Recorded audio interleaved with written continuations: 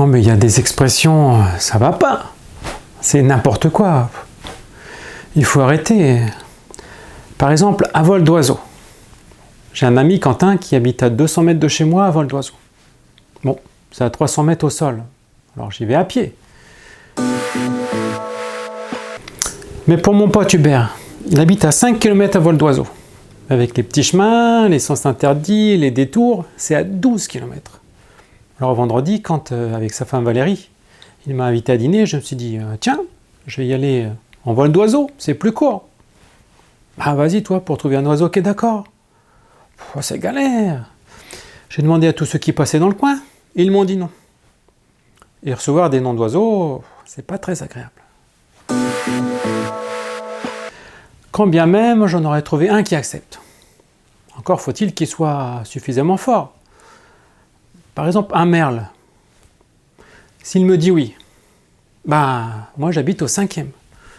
Il passe me chercher, mais plutôt que s'envoler, je pense qu'il serait plutôt retrouver le bec dans le sol. Bon, admettons que ce soit possible. Comment ça marche?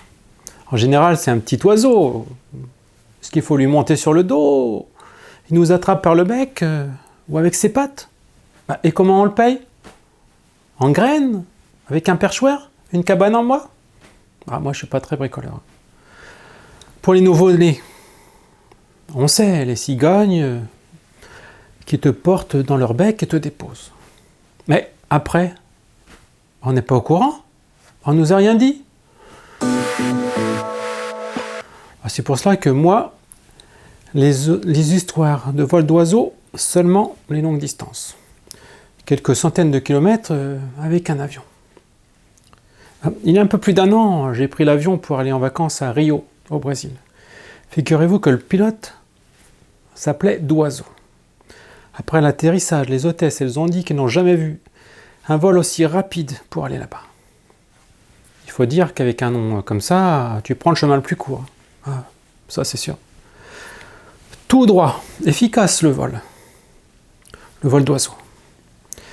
La compagnie aérienne doit être content de lui, économie de temps, de carburant, il était fait pour ce métier. Pour vendredi, je suis arrivé en retard, je leur ai expliqué, ils ont tout de suite compris.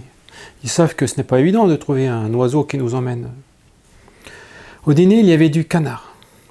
Et je me suis dit, mince, c'est dommage de le manger, si ça se trouve, il aurait été d'accord pour m'emmener. Ça m'a coupé l'appétit. J'ai mangé comme un oiseau. Et vous, vous allez rester sur votre faim.